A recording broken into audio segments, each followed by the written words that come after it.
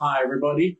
Welcome to another episode of The Morale Booster with John Ughulu. And today I have with me another intelligent woman.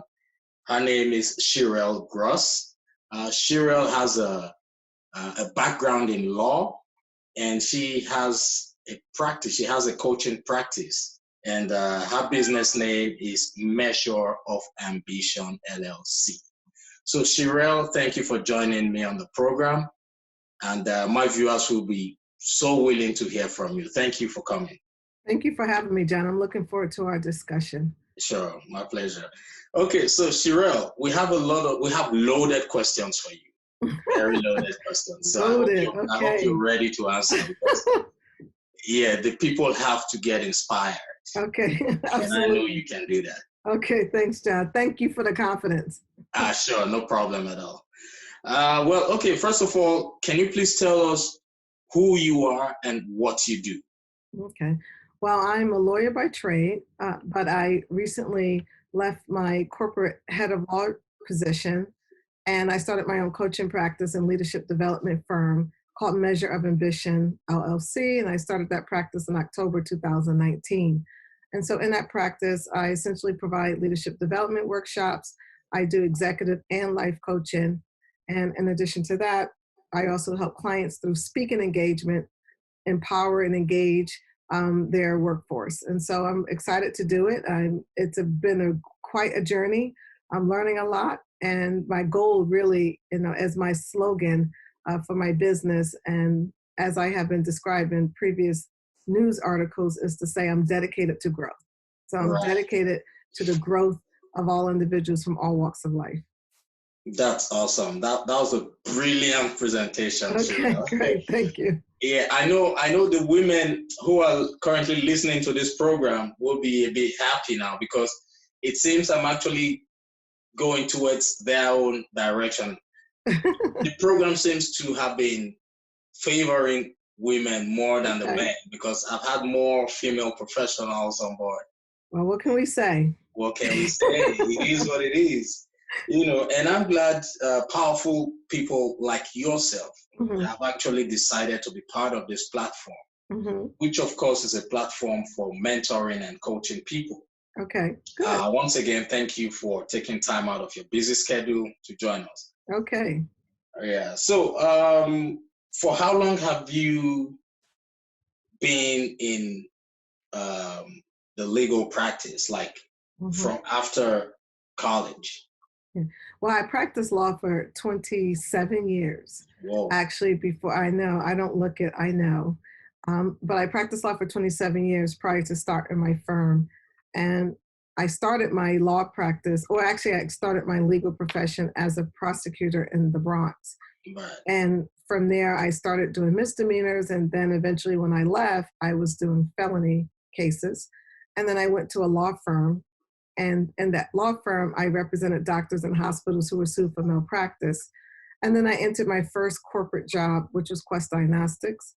And in that position, I first came in doing litigation management. And then from there, I went on to counsel businesses and joint ventures. And then I went to Bayer, where I first had the law department for the diabetes care business, first for North America, then globally.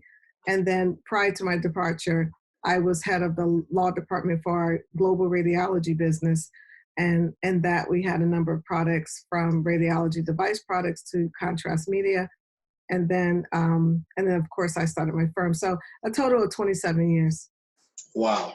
That's a lot of experience you've acquired there. And I see you've worked for like those major pharmaceutical companies. That's another wealth of experience there. Yes. So for those of you who are, getting started in your legal career, probably you could reach out to her for some coaching in the future. Not a problem. So thanks for that, Shirell. But how did you develop interest in law? What made you think of law initially? I know this sounds kind of corny, but I actually always wanted to be a lawyer since I was a little girl. And the reality is I really don't know why. I never had lawyers in my family. I didn't grow up surrounded by attorneys. Right. There was just something about the attraction of law. I guess God just placed it in my spirit. And from there, it's always been my dream. Initially, I wanted to be a defense attorney. And then in law school, I did a internship with the prosecutor's office. And from there, I said, oh, that's what I want to do. Because really, as a prosecutor, you have the opportunity to make significant decisions about justice that impacts people significantly. So I chose the prosecutorial role. And you have a lot of chance to speak with victims. And at the same time, you can make the right decisions for the defendant. But I just always was a little girl, but it was always on the premise that I always wanted to help people. All right. All right. That's a good one too. Mm-hmm. Well, so what about the work-life blend? I've heard from time immemorial that it's really challenging for people in the legal practice to have a work-life blend. Yeah. That's so interesting. That's actually been getting a lot of attention lately, the idea of physicians and lawyers having a difficult time balancing work and life. But, when you think about it, I don't know if it's different than anyone else. I think the stress of law and the stress of being a physician, because you're servicing people and you are serving people primarily during very difficult and stressful times, and then you take that on. And I think that's whether you're doing public interest work or whether you're working in a corporation, you're looked to as a decision maker and someone to help navigate people during difficult situations. And so that does bring on a lot of stress for lawyers and professionals. And I think for me, looking back, it's really having a balance of understanding where your role is and what your role is not. But you have to do self-care. And it's really difficult to do that, particularly when you're also raising a family and you have community obligations. It's really hard, but you have to be very disciplined and taking care of yourself. I have had many times, I have 2 sons and I'm married, and I've had plenty of times where I was under a lot of stress and I felt like I couldn't really, breathe. I couldn't handle everything that I had to handle. And I was on automatic pilot almost, just trying to get through the day. And I look back and I wish that when someone told me that it is really important to be disciplined in your self-care the same way you're disciplined with your work. Right. So exercising, meditating, taking that time off for yourself, taking a walk, having a good close friends that you can actually be vulnerable with, realizing that the world's not going to end if you don't do it. Actually, life goes on. That's it. So a lot of things that you can incorporate in your life to kind of give you a better balance. That's true. You just said a key point there. You just mentioned a key point there. Yeah. One thing is the work never ends. If it ends, you've lost your job. Right. So if you feel you want to do everything, it's impossible. Right. So which means you have to decide to create time for yourself. Yes, absolutely. And you have to decide, sometimes we get caught up in the work and we don't really think about, should I really be doing this? Yes. Because certain things don't add value, or the value that they add is not significant enough to take on the responsibility of what you're doing. So it's really kind of figuring out on a regular basis. In my LinkedIn posts and my Instagram posts, I often talk about take 10. And in that, I really encourage people to take 10 minutes a day where they're really thinking about their life and what it is that they're doing. And when you do that, it really does force you to say, is this value added? But also it really forces you to determine, is this what I want to do in general? Right. And so taking that time, that's dedicated time for yourself just to think, is going to be a valuable asset for you as you try to figure out how to balance your work, how to balance your life, and what are the things that you should be doing. That's correct. Absolutely. Yeah. Okay, thanks for that. So during the course of your legal practice, did you have the opportunity to coach or mentor other legal professionals? Oh, I mean, absolutely. And particularly as I got more senior, and you have a team. And so when you have a team of people you're managing, that is your job. You have to mentor, you have to coach your team. It's really not about what your team can do for you to execute the business of the law department, but that's obviously a significant part of it. But as a manager, it's your job to coach and mentor your people for success. And so I've had the opportunity to do that plenty of times. And honestly, I pride myself at it because I know that as I look back on my employees, that I encourage them to be their best. And many of them did go on to do great things, and they're doing great things now. And that is the consistent feedback that I often receive from my former employees, is that they're really happy that I took the time to mentor and coach them. Right, right. Okay. So I guess my listeners out there are learning about Shirell. At least gradually you're getting to understand the wealth of experience that she has gathered over time. So be you a corporate organization, an individual, private business, this is a powerful woman, a woman who can actually inspire change, a woman who can get the job done. Yes. Am I right, Shirell? Oh, you are absolutely correct. I know that. I know that. So the women will be smiling right now, but don't worry. I'll show you. I'll make sure there's a blend. Okay. Okay. So could you please tell us what challenges you encountered from, crossing over from being an employee to, starting your own practice? I mean, there's so many challenges, and I don't want to dissuade people. The word challenges is often negative. It's often a negative connotation, but challenges can actually be good, because if you don't have challenge, you don't grow, Right. and you don't stretch yourself. And so I think the challenges have been learning so many things in terms of running your business that starts with the infrastructure. What do you want the infrastructure to look like? What systems do you want to use? What employees do you need? It's just a basic infrastructure that you don't have to worry about when you are working for a company, because that infrastructure is there. And not overdoing it. Sometimes when you first start, you overdo it. And you really don't need that, because no one really cares. I mean, you do things and people never look at it. They don't care. And it's finding out that sweet spot in terms of what your potential clients really need from you. I think the second part is the discipline in your day, because you have to craft your day in a way that you can get a lot done, but at the same time leave time to do the administrative work, to do the business development. And so trying to have a schedule and sticking to that schedule without an assistant that's sitting right next to you, that's prodding you from this place to that place, or a client that's coming to you for the information, it has also been, quite a challenge, and something I need to stay on top of. And I think the third part is, trying to because you love what you do, Right. to not have the day just be one big long day from early morning all through night, where you can just simply burn out. And that's a big challenge. I know that a lot of new entrepreneurs, particularly, they burn out because you're in this, almost you put yourself in a grind, sometimes unnecessarily, in order to get things done, and you end up burning out, and then you end up not liking what you're doing, when it really has nothing to do with what you're doing. It has more to do with the fact that you didn't create a proper pace for yourself. Right. Right. Okay, yeah, that's a good one.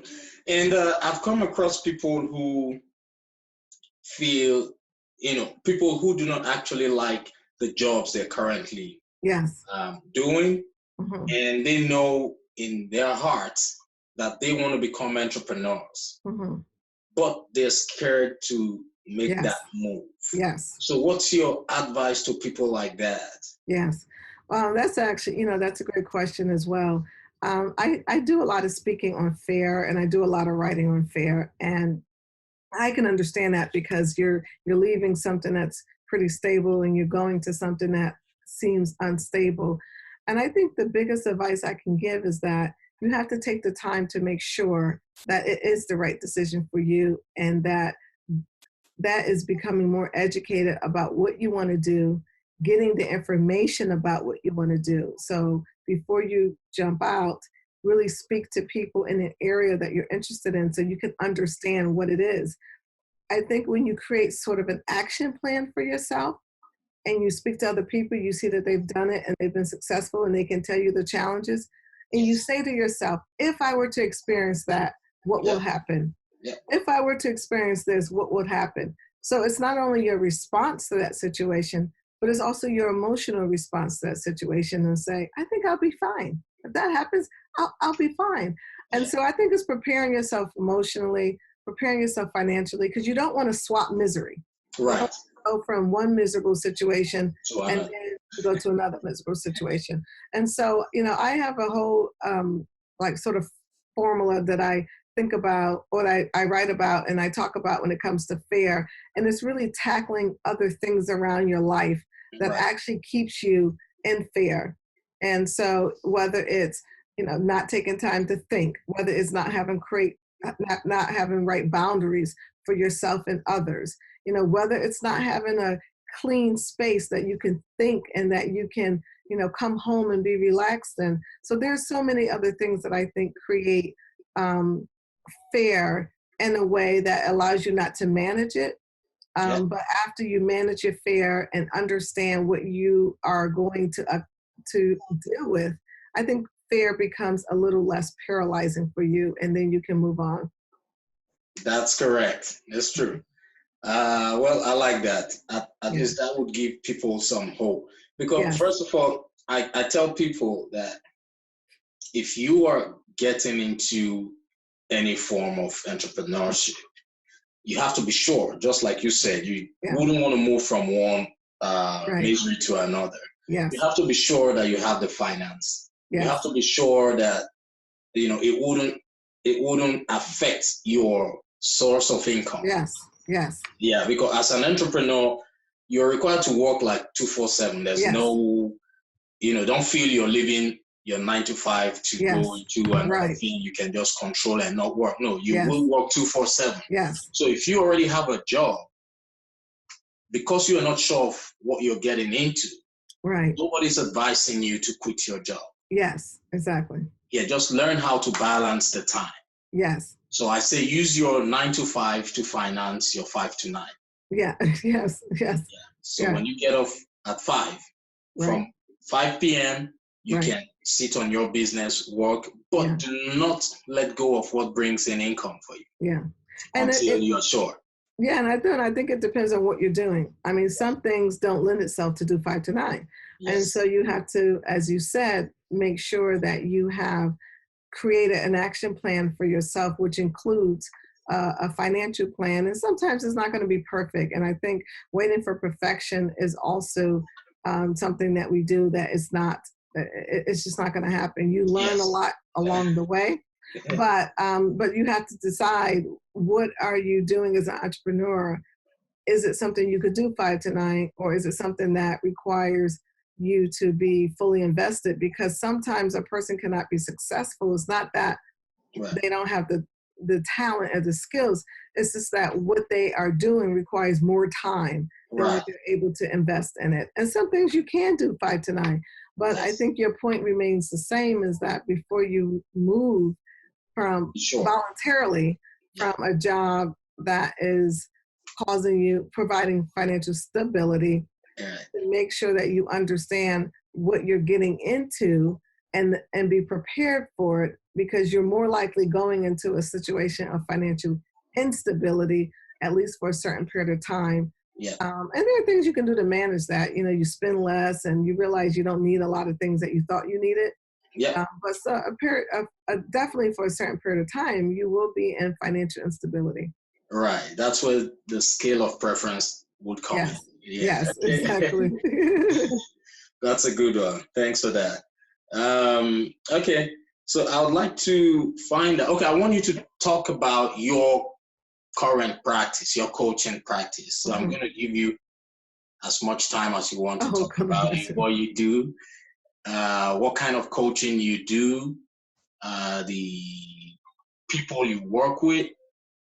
Yeah, so we're waiting to hear from you. Tell us about your coaching practice. And okay, great. Where the listeners can benefit from that. Well, my practice is very diverse, and that is what makes it very exciting.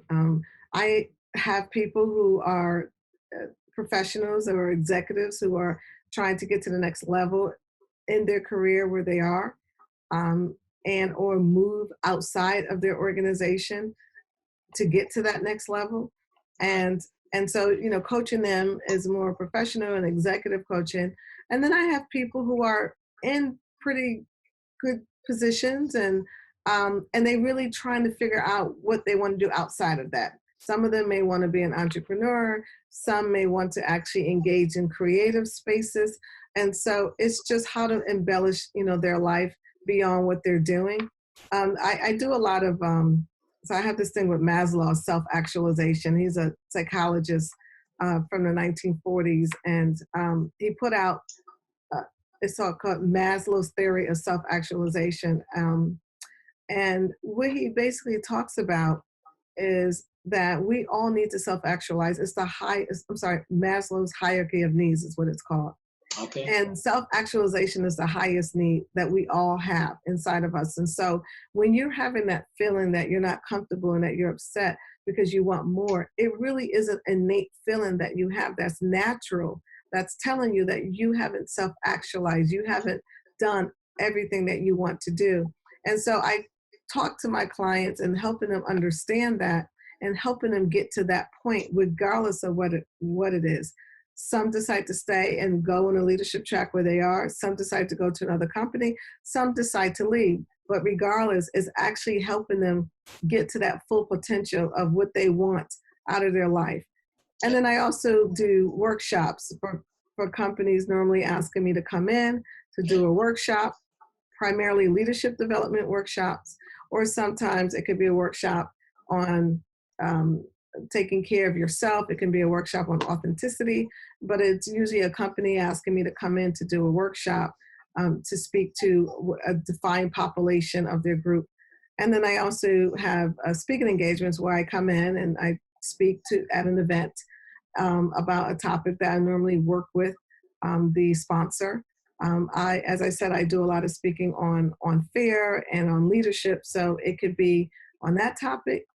And then I have another program that I launched actually not that long ago. It's working with college students, but speaking to college students really about how they use the basic lessons of life and the questions of life, I should say, I call it. Yeah. And it's really the who, what, when, where, why, and how. And I use that to help them understand how they can get to the next level, because college students often say, when I get into the real world, I'll do this. When I get into the real world, I'll do that. And I teach them that you are in the real world. And so everything you do right now has a direct impact to what you will do and what you are calling and defining as the real world. Right. And then so that's my professional piece. But then I also do events that under my umbrella called Living My Truth. And in those events, it's really helping women find that time where they can really do a self-exploration process to figure out what it is that they want out of their life. And it doesn't have to be a profession, professionally based. It could be just what they want out of their life and how they can empower themselves to get that. And I do that through, elegant lunches that I have that are small and intimate. Wow, so that's pretty much my practice. Yeah, that's a huge portfolio there. Yeah, it is. I like that.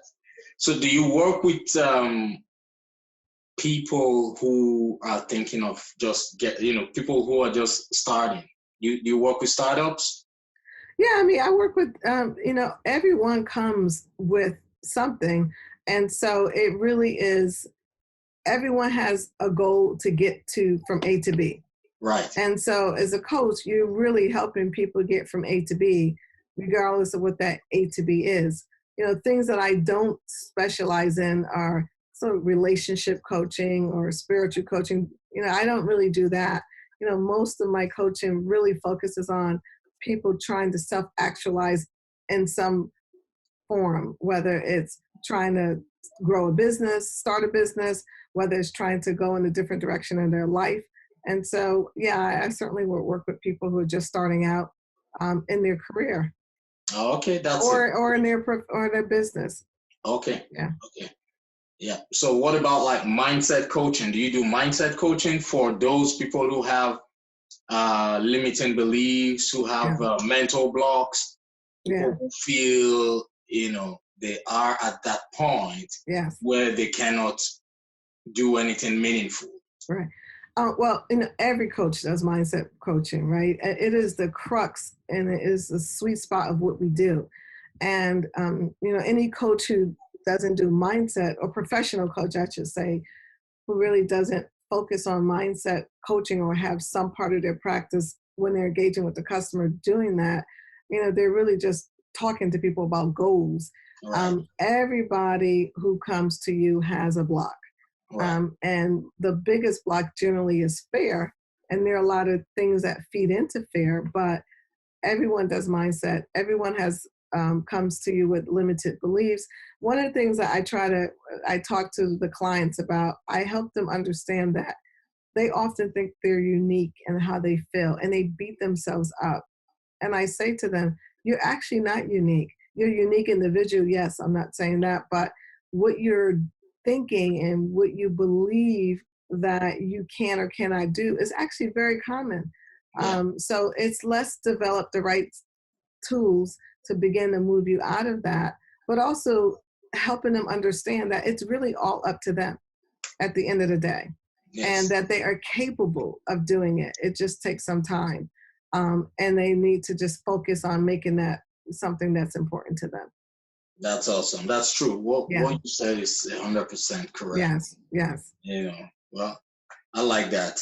So, Shirell, like I said initially, this is the platform I have come up with to use, in my own little way to inspire change in the world. Right.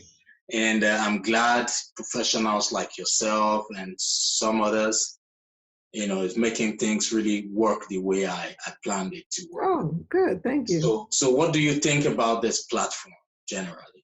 I mean, I think it's great. And, we need more encouraging words and platforms out there because people are so stuck in the negative and what they can't do that hearing from others that you are able to do it is so needed. But also hearing from others that it won't be easy, but you still persevere and you will make it. The only difference most of the time from people who actually succeed from people who don't succeed is giving up. And so it's just, make a decision that you're not going to give up. And so having platforms like this to remind people that you don't have to give up, that it will be difficult, but there's some beauty in the difficult, journey that you learn and you grow and you meet great people. Like I met you, right? I mean, I met you because I'm in this platform and you're in this platform. But if I was doing what I was doing before, I wouldn't have met you, right? Right. And so you meet, and so many people, more people than you think, want to help you. There are people who aren't going to help you. Don't focus and waste time on people who aren't going to help you. Right. We spend a lot of time focusing on those people, and then they end up convincing us not to do what is in our heart to do. So if you have that burning sensation, don't kill it. Don't throw water on the flame. Just try to figure out what it is that you want to do and come up with a plan through coaching, through other support to help you execute your plan. So platforms like this helps to remind people of that. So thank you for creating this. Oh, my pleasure. I really do appreciate the fact that, you're one of those who see the importance of what we're doing. And I really do appreciate that. Yeah. And I don't intend to quit anytime soon. So I hope when next I call you on the program, you will be more than willing to, stop by briefly, just like you've done now. Yeah, no problem. I'm happy to support you in doing what it is that you want to do. All right, no problem. My pleasure. Thank you very much once again. And I look forward to having you on so many other episodes in the future. Yeah, for sure. Thank you. And thank you for having me. And everyone have a great day. All right. So Thanks everybody for listening. And be rest assured, we don't intend to stop anytime soon. We're going to be providing you with beautiful content, and it can only get better. Thank you and have a wonderful rest of your day. Bye-bye.